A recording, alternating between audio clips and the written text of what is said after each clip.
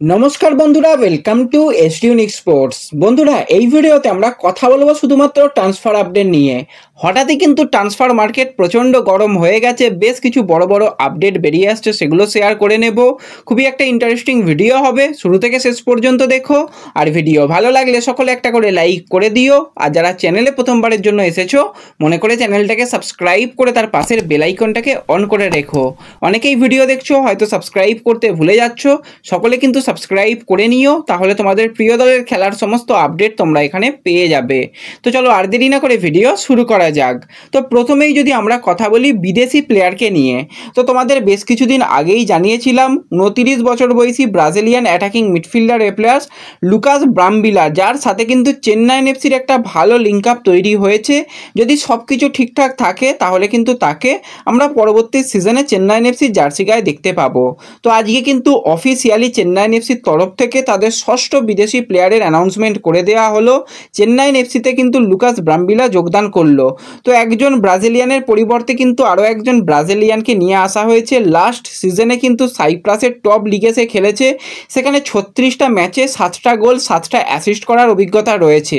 তো এরকমই কিন্তু একটা রেকর্ড নিয়ে মাধি তালাল এসেছিল, তখনও বলেছিলাম একটা দারুণ সাইনিং মাধি তালাল, দেখা যাক সে কতটা ভারতের মাটিতে সফল হতে পারে। তো সেইভাবেই কিন্তু এই লুকাস ব্রাম্বিলা, তারও যা প্রোফাইল, তারও যা খেলার স্টাইল দেখলাম, দারুণ সাইনিং একটা হয়েছে। 1 বছরেরই চুক্তি করা হয়েছে এই প্লেয়ারের সঙ্গে। তো দেখা যাক কতটা ভালো ফুটবল খেলতে পারে। তো এই প্লেয়ারের দিকে অবশ্যই নজর থাকবে, কারণ রাফায়েল কিভিলারোকে চেন্নাই ছেড়ে দিয়েছে, তার পরিবর্তক প্লেয়ারকে নেওয়া হয়েছে। রাফায়েল কিভিলারো তো রীতিমতন একজন পরীক্ষিত বিদেশি প্লেয়ার, তার জায়গায় এই ম্যাজিশিয়ান কতটা ভালো সার্ভিস দিতে পারে চেন্নাই এফসির জার্সি গায়ে, সেই দিকে আমাদের অবশ্যই নজর থাকবে। তো এরপর যদি আমরা বাদবাকি কিছু আপডেটের দিকে চলে আসি, মূলত এই আপডেট রয়েছে বেশ কিছু ভারতীয় প্লেয়ারকে নিয়ে।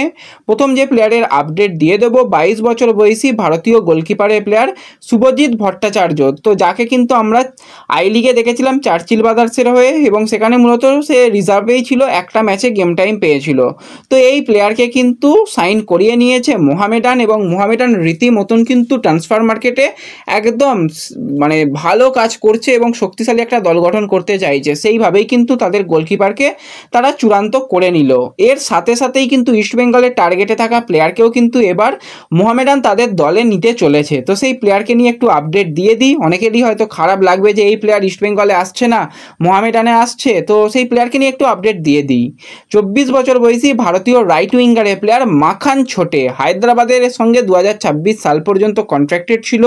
এবং তোমরা যে কোনো জায়গা থেকেই শুনে এসেছো অনেক দিন ধরেই যে ইস্টবেঙ্গলের একটা সময় পর্যন্ত ইন্টারেস্ট ছিল, তার পরবর্তী সময় তোমাদের আমি জানিয়েছিলাম ইস্টবেঙ্গলে কিন্তু আর ইন্টারেস্ট শো করছে না। সেই জায়গায় নর্থ ইস্ট তারা চেষ্টা চালাচ্ছে এই প্লেয়ারকে নেবার ব্যাপারে, আরও কিছু ক্লাব রয়েছে।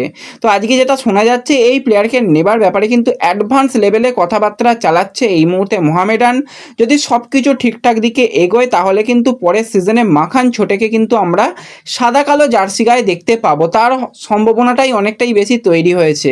তো দেখা যাক শেষ পর্যন্ত এই যদি ডিলটাকে ডান করে ফেলতে পারে, তো একজন দারুণ রাইট উইঙ্গারের প্লেয়ারকে পেয়ে যাবে মোহামেডান। আর ইস্টবেঙ্গলের অবশ্যই একজন রাইট উইঙ্গার কিন্তু লাগবেই। তো সেই জায়গায় দেখা যাক ইস্টবেঙ্গল কোন প্লেয়ারকে শেষ পর্যন্ত সই করায়। এই প্লেয়ারটা সত্যিই খুব ভালো ছিল, আইএসএল এক্সপিরিয়েন্স প্লেয়ার, এবং তার যা খেলা আমরা হায়দ্রাবাদে দেখেছিলাম সকলেই কিন্তু অনেক খুশি হয়েছিল। তো দেখা যাক শেষ পর্যন্ত সে যদি মোহামেডানেতেও আসে তাহলেও কিন্তু খুব ভালো একটা সাইনিং হয়ে যাবে সাদা কালো বাহিনীর জন্য।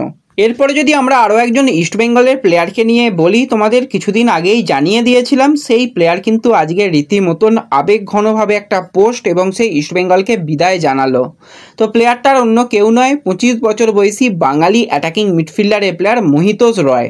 মোহিতোষ কিন্তু অনেক দিনই ইস্টবেঙ্গলের রিজার্ভ টিমে যুক্ত ছিল, জর্জ টেলিগ্রাফ থেকে কিন্তু ইস্টবেঙ্গলে সে এসেছিল, এবং যখনই মোহিতোষ সুযোগ পেয়েছে তখনই কিন্তু ভালো ফুটবল খেলেছে। কিন্তু তাকে সিনিয়র দলে আমরা খুব একটা বেশি গেম টাইম পেতে দেখলাম না। তাকে কিন্তু মোটের ওপর আইএসএলে মাত্র 19 মিনিট ব্যবহার করা হয়েছিল, এবং ডুরান্ড কাপে 26 মিনিট ব্যবহার করা হয়েছিল। রিজার্ভ টিমেই তাকে মূলত রাখা হচ্ছিল, এবং মোহিতোষকে রীতিমতন যে ইস্টবেঙ্গল প্ল্যানিংয়ের মধ্যে রাখছে বা কোচ প্ল্যানিংয়ের মধ্যে রাখছে সেরকমও সে খুব একটা ভরসা পায়নি।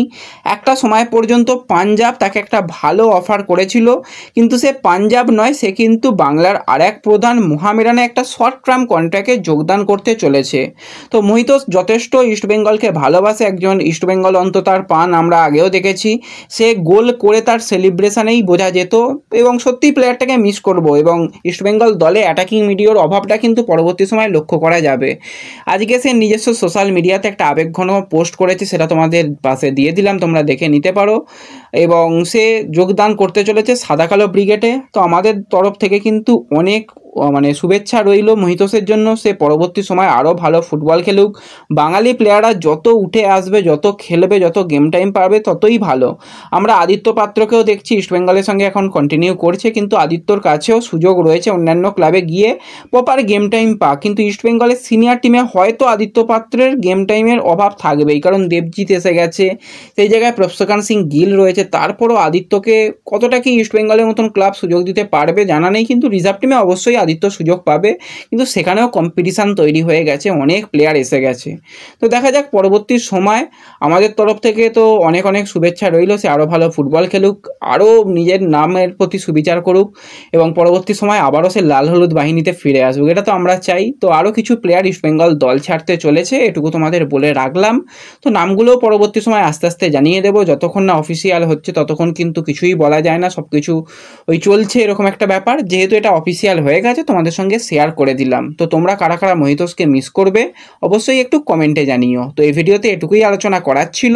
ভিডিও ভালো লাগলে ভিডিওতে লাইক করে দিও, চ্যানেলে প্রথমবারের জন্য এলে চ্যানেলটাকে সাবস্ক্রাইব করে দিও, ফেসবুক পেজ থেকে ভিডিও দেখলে ফেসবুক পেজটাকে ফলো করে নিও এবং ভিডিও একটু সকলের সঙ্গে শেয়ার করে দিও। তো দেখা হচ্ছে পরবর্তী ভিডিওতে, ধন্যবাদ।